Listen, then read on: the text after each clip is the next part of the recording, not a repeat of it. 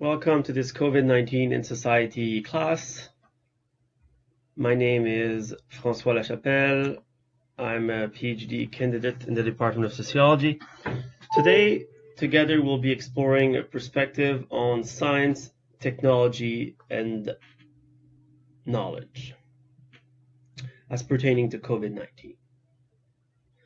So over the past few months, have you ever caught yourself thinking about the omnipresence of science and technology in your life, or how we listen to experts during this COVID pandemic, or perhaps seeing bits and pieces of COVID-19 science and research on your Twitter or Facebook feed? Did you start thinking about how core concept and theory in sociology like race, gender, capitalism, inequalities, health could be useful to study science in general, or the science of COVID-19 research more specifically? Does it sound like something really relevant and powerful to do, to study science sociologically? After all, science is a core institution of modern society, just like government, higher education, family, or the economy. It's something that is worth studying sociologically. Here's a number of examples of what a sociologist of science might want to study. How does academic scientists navigate collaborating with billion-dollar pharmaceutical company in the making of a vaccine? Will this short-term collaboration between academic scientists and private interests change the decade-long process of transforming science and scientific knowledge into product and profit? What is the role of media in the dissemination of knowledge to non-experts in society? Those are questions that, when answered, can give us a larger and deeper understanding of the complex social ramification of how science works, and more specifically about COVID-19. In today's lecture, I will be covering two areas in the sociology of science that, in connection to COVID-19, that I think are extremely relevant to help you start maybe rethinking the way you experience this pandemic, or moving in the future, how you will start seeing it differently. So the first thing we'll be discussing is the concept of social trust toward scientific expertise and authority. And then the second part of the lecture, I will be looking at female researcher participation in COVID-19 research. So the second part will focus on gender. So the first part is listening or not listening to scientific experts. So there's a concept of knowledge society that's been around for about 40 years that is trying to capture the idea of how science, technology, and scientific knowledge is playing a central role in our contemporary life, from economic development to every aspect of our everyday life, to culture, to politics, to media, right? We can really see how science and technology is everywhere. In the context of the COVID-19 pandemic, of course, depending on your social location, maybe your education level, but we are really all bombarded with evidence-based knowledge about how to fight this virus the most efficiently, what to do, what not to do, what to change, what not to change. Every day there's a report, hundreds of studies, graph and statistic about flattening the curve, the number of cases per country, per counties, per province. And really, the efficiency of the fight against COVID-19 rely on a number of behavioral change as we await the development of the vaccine. So wearing masks, social distancing, social isolation. It's really about changing a number of habits and about listening to expert. And it's really hinged on our social participation, as we know. So there's a key sociological concept I want us to explore today that really tie all this together. It's the concept of social trust, right? Listening to expert, changing your habit in a number of ways really hinge on the idea of social trust in science, in scientific authority, in scientific expertise. And this in itself is key as a process to legitimize scientific knowledge and evidence-based policy and governmental action. So we'll be asking those type of questions of under which social condition is a generalized trust in scientific expertise realized? We know that social trust in scientific expertise is not equally distributed in society. What I mean is that There's different groups that are less likely to trust scientific knowledge and institutions. Some other group are more likely. Who are they? Why is that so? And what are the different processes by which this trust in science is currently being undermined? So we'll be looking at conspiracy theory, for example. And the reason why it's important here is because we could say, oh, well, some people believe in science, some people don't believe in science. It's just a matter of personal belief. But it's not the case when we talk about a pandemic. It's about public health safety. It's about the road to recovery and the future of how we were planning to deal and control pandemic. So there's a lot at stake when we talk about mistrust of science. Maybe, yeah, it is part of people's personal culture, but there's so much writing on it. It's really worth studying and understanding better. So generally speaking, I'll just go through a quick history of the relationship between society and trust in science over the last 40, 60 to 80 years. So the first period is between the 1940s to 1980s, which is called the Golden Age or the high trust in science. In the context of the Second World War, with the development of the nuclear bomb and the participation of physics into ending the Second World War. So discipline like physics and chemistry, which were really unknown to the general public before that period, really came to be really well regarded. And then if we move into the Cold War, so during the Cold War between the US and the Soviet Union, between a capitalist/democratic system on the one hand and a communist system on the other, there was a race between both systems for which one would be the most technological nation, right? Which one would win the spatial race? Which one would win the nuclear race? And what it does, it creates a massive state and governmental investment in science, in research and development, and in higher education across the board. So we saw a period of really high trust in science, where experts were mobilized in the policy process, and it was really taken for granted. Well, we went to an expert, they gave us their expert opinion, we make decision based on that. Experts are here to educate the public. The public doesn't really have much to say. Why? Well, knowledge is objective and universal. What they're saying is true, so we believe in them. Also, there was an increasing proportion of the population with higher education degree, which really have helped to legitimize science as the only barometer of truth and objectivity. Now, moving on to the second period, it's a period of social revolt, the 1960s to the 1980s, where we see with the counterculture movement, where we see there's a plurality of knowledge, culture, and authority, where people are like, we cannot just trust science. If we take the example of AIDS, the scientific community was really slow to release finding, and activists really had to educate themselves on those topics. They were pushing for early release of clinical trial result, and they were really playing an active role in the fight against AIDS. It's the idea of citizen science. And one of the reasons is because science was a rather conservative institution, right? And also a bit homophobic. And it was big, it was slow as a bureaucracy, and it was the idea that came that, science cannot just be trusted. We need the citizen to be questioning them, to also be involved in the process of that involves science and politics and decision making. There was hostility toward expertise. Within our very discipline of sociology, there was an attack on the idea of science as the pursuit of objective and universal truth by rational mind, because the data was showing, it was mostly just white male. For about 300 years of the history of science, it was mostly just white male from the global north who were producing knowledge. And basically, that put into place the idea that there's a politic of knowledge, whereas if you're a knowledge producer, if you're a scientist from the global south, from Argentina, from Brazil, or from China, and you're producing knowledge, well, in the global north, your knowledge will be less likely to be deemed universal, to be truthful.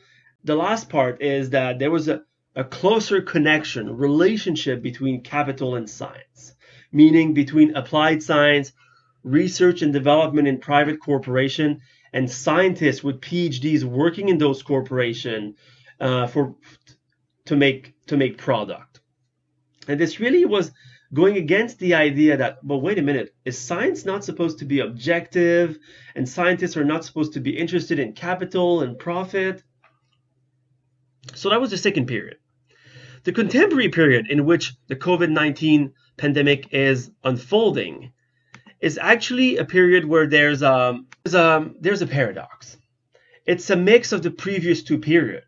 What we mean is that on the one hand, we continuously rely on science and technology for almost every aspect in our society. But at the same time, there's an increased skepticism and dismissal of scientific finding and expert opinion. So one key processes that researchers are pointing at is the role of social media in the democratization of expertise, right? These days, it's the idea that everybody can be an expert. You start a YouTube channel, you do some research, you get some followers, you build self-confidence, you know what you're talking about, you're an expert. So this is a little bit of a critique of social media. We do know that in social media like Twitter really helps social movement to organize. So here it's not the idea is social media good or bad for society, but is that the role that social media play in undermining science, in undermining truth. So this is one of the idea that more and more people are seeing themselves as expert. They don't like to just rely on the very few elite that are supposed to be the only expert. One of the other processes is the credentialization of society. It's the idea that there's a larger proportion of the population with higher education and graduate degree, meaning that there's more and more people who can actually call themselves expert. But we need to point out, if we want to understand the context of COVID-19, that there's something much deeper at play in the transformation of our society and in this increased skepticism toward expert opinion. And this is what's been called post-truth society. It's the idea in which objective facts are less influential in shaping public opinion than appeal to emotion and personal belief. It's the idea that society appeared to be experiencing a moment where truth, norm, rule, and tradition cannot be relied on as the currency on which to base decision for the future. And if we look at why are people in society less likely to rely or believe scientific experts? There was a poll, a survey done called the Eurobarometer that asked how Europeans feel about scientists, and 58% agreed that scientists cannot be trusted to tell the truth because they depend more and more on money from the industry. So this is kind of a recurrent topic here, that we cannot believe science because it's been corrupted by capital, by capitalists, by money. And within the context of COVID-19, we can really see that. It's one of the consequences of this mistrust towards science is that we see the proliferation of conspiracy theory. And conspiracy theory in the context of COVID-19 is really a weapon to politicize and undermine science. If we take the example of Dr. Fauci is an American physician and immunologist who is a director of the National Institute of Allergy and Infectious Disease in the US. He was also one of Trump's top public health official. And if you looked at the number of conspiracy theory about this social actor, Dr. Fauci, which was a very important actor in helping the US to wake up in response to the COVID-19, because Trump was really against the idea of responding in any serious way to the COVID-19. So what are the different type of conspiracy theory that were actually circulating online about Dr. Fauci? Well, one of them is that he actually played a role in creating the COVID-19, the coronavirus, that he exaggerated the risk of this fake pandemic, that he actually has tied to big pharmaceutical company and therefore a financial stake in the future vaccine. This is something we see a lot with conspiracy theory, is a circular form of thinking where cause and effect is reversed. The idea that, well, yes, of course, pharmaceutical company will make money with the COVID vaccine when it comes in, and then it becomes the reason why the pandemic was actually created or manufactured.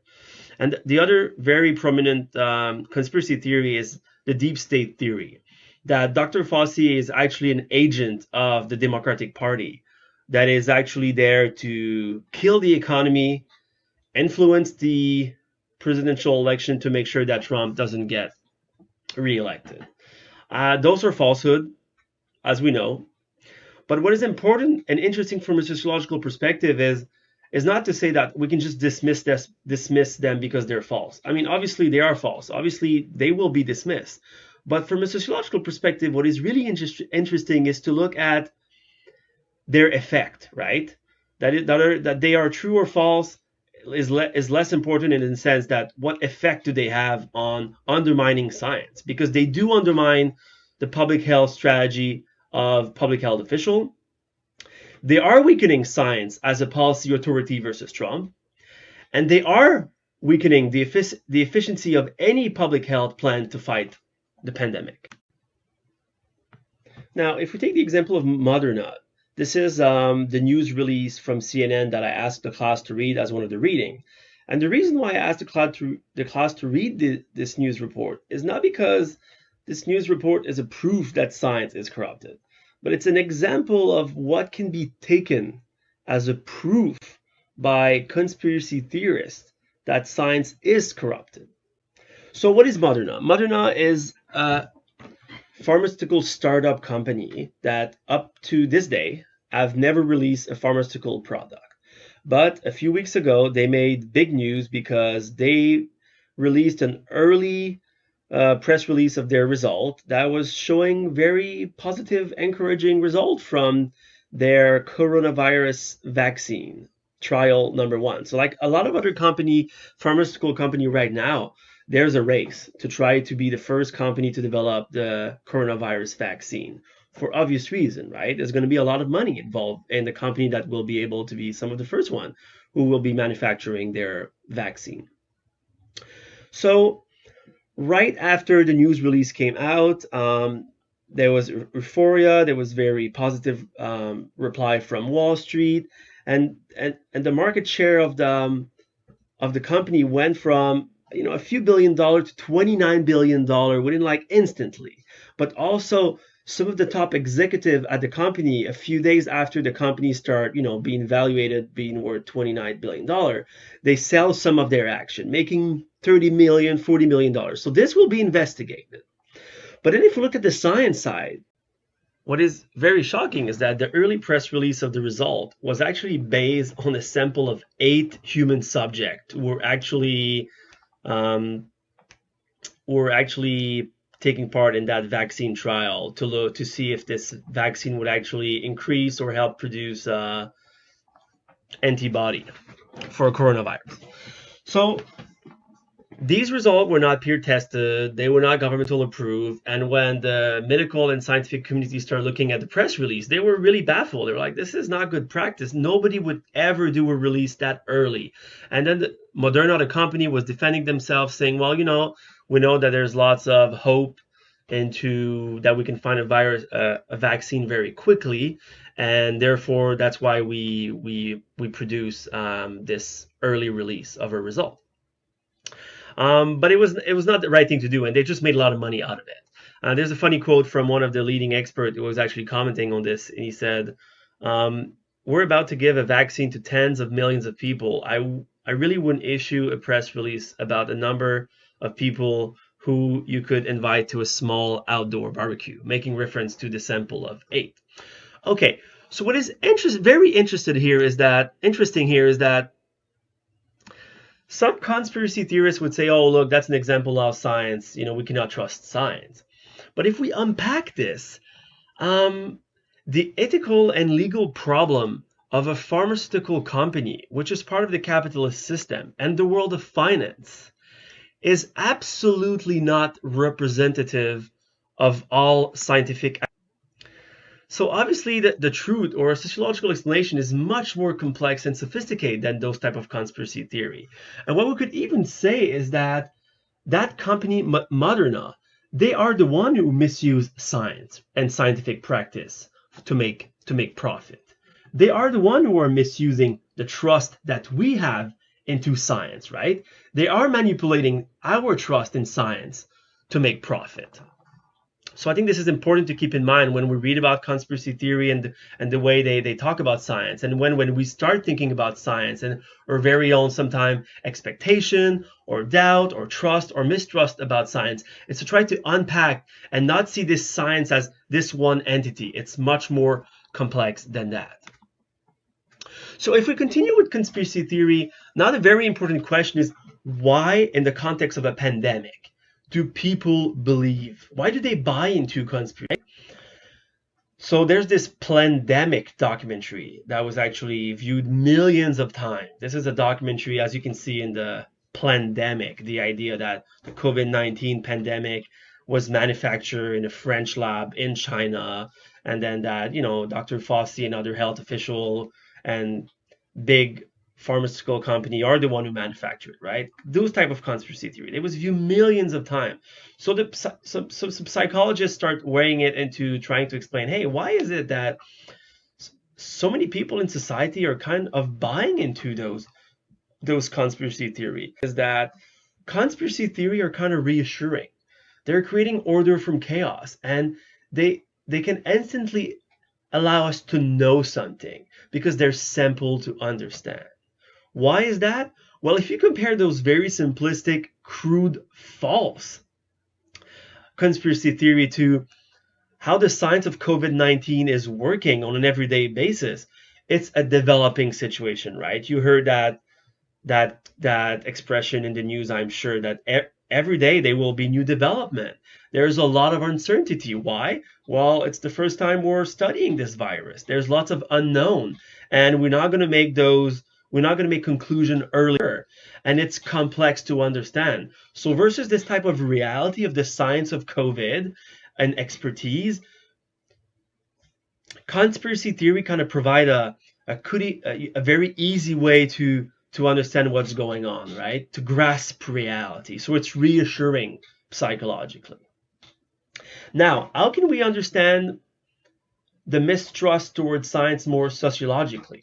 Well, the main thesis from a sociological point of view is that the mistrust toward science, toward media and the journalists, is not equally distributed in society.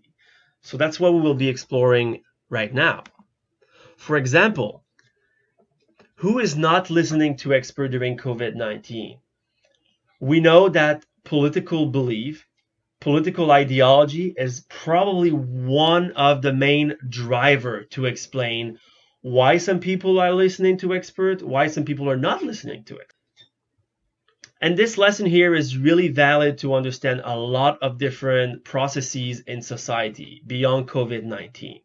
If we looked at two different political ideology, the first one, conservative Republican, and the second one is liberal social democrat, that really capture kind of the political landscape in North America and beyond, of course. So what is conservative and Republican ideology? So it's a strong belief in individual right, and the moral responsibility for well-being and the success fall on each individual citizen's shoulder. There's a real mistrust of government and the establishment, including science. And so it's the idea that nobody should tell the individual what to do and what not to do. So if we take the example of wearing masks, survey data is really showing how Republican and conservative in both Canada and the US are less likely to wear a mask, because for them it's a matter of personal freedom, that a government, science, they should not be the one telling me how to protect myself. The second ideology or political belief is liberal and social democrat. So from a liberal and social democrat perspective, it's a strong belief in social right, and the moral responsibility for well-being fall partly on the government. For example, inequality of wealth is not simply due to differences in individual drive or motivation, right?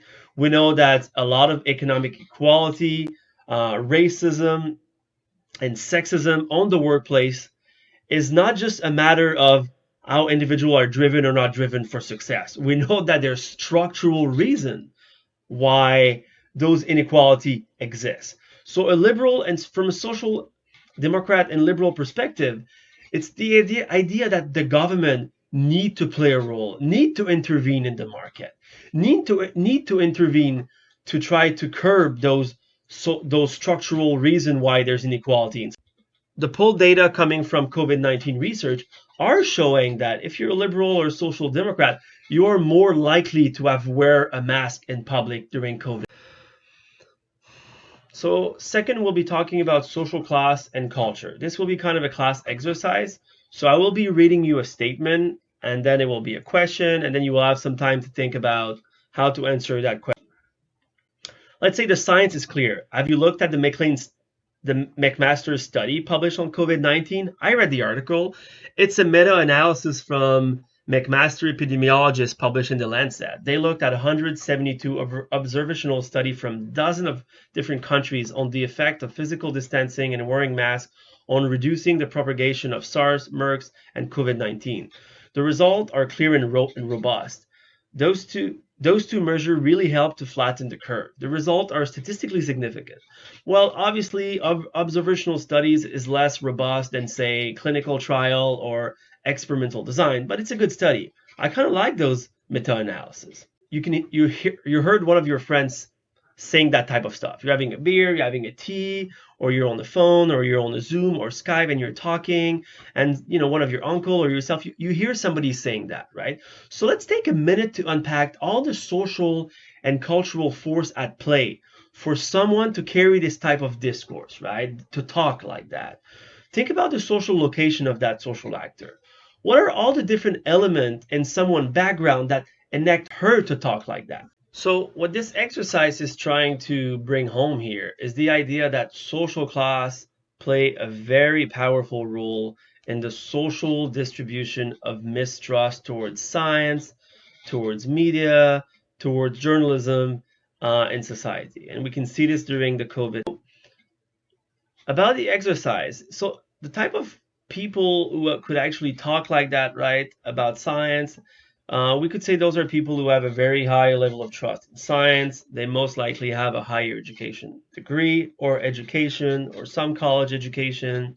So it's the concept of scientific literacy, right? They are comfortable with looking at statistic or looking at different type of methods to do a study. We do kind of assume that they have access to knowledge base. What is interesting during the COVID-19, a lot of the scientific publisher are publishing scientific paper open source, meaning you can just go online and find them. But in the example we just gave, it's that you kind of need to have access to knowledge base, to internet, and you also need to view scientific knowledge as cultural capital.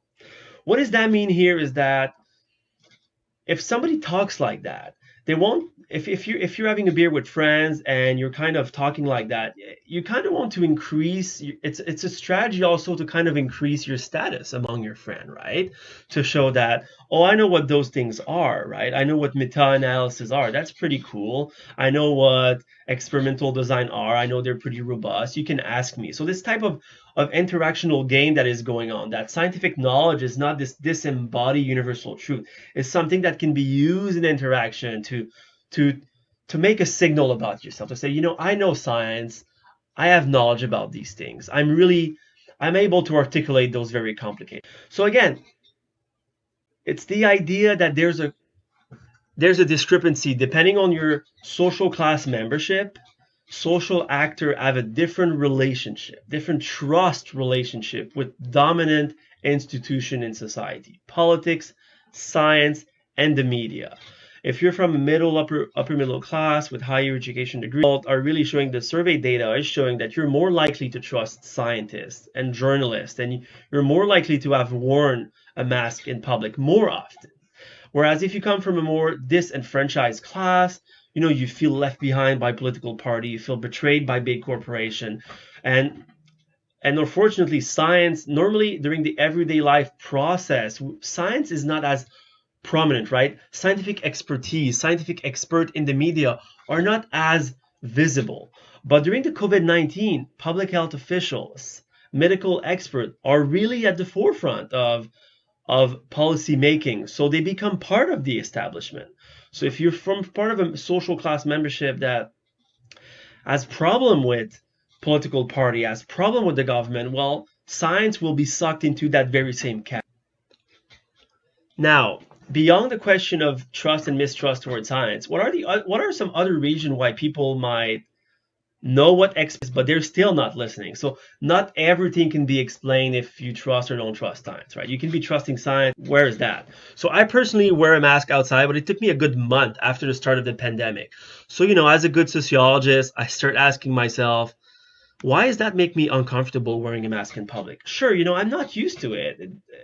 It sure doesn't look great with my French hat and my big glasses, but what are some of the most profound forces that? So when you look at the literature, it explained that the symbol or the social meaning of wearing a medical mask can really play a powerful role in decide, in helping you decide, are you going to wear a mask or not? So in the Western context, we look at people wearing masks as if they're sick, right? And we tend to stigmatize them. I think that this will change over time during COVID-19, but during that very first few months of the COVID-19, I think this social meaning of wearing a mask in the Western context, especially, in Canada and the US, was very strong. I can certainly explain why some people were not wearing masks. But it's also very telling that folks we know from in an Eastern context, if you look in China, in Korea, in Japan, in Hong Kong, people are wearing masks during flu season to protect others. So this is a cultural practice that they've been doing for a long time, and they're doing it here. What are other reasons? Well, cultural differences. This is more some psychologists would say that Western individualism, where you don't really think about others. We certainly saw this with more the teenagers in our society, where this idea that, oh, I'm fine, I'm okay, I'm not gonna get it, where, well, it's not the point. Whereas in East Asia, again, Japan, China, Korea, Vietnam, there's this ethics of collectivity, whereas the most important level of consciousness in a society is not necessarily the individual, right? Is the collectivity, is beyond the individual. And it can really kind of explain at the aggregate level why some people. And of course, the final reason, one of the final very strong factor is gender. I know that other instructors spend a lot of time talking about gender in the context of COVID, but in the context of listening or not listening to experts, there are huge gender differences in health-related behavior. We do know that male in general are more engaged in risky behavior, speeding, drinking more. But for COVID-19, the data was showing out men are less likely to, they wash their hand less often than female, and they were actually more sick than they were more likely to catch the COVID-19. But men are more likely to underestimate the potential health consequences of COVID-19 on themselves, and men are more likely to find wearing masks to be shameful. So here, if we look at the social construction of masculinity, right? It's not part of the ingrained way that we learn to be man, that to show worry, concern, and vulnerability, right? If you wear a mask, you are showing worry.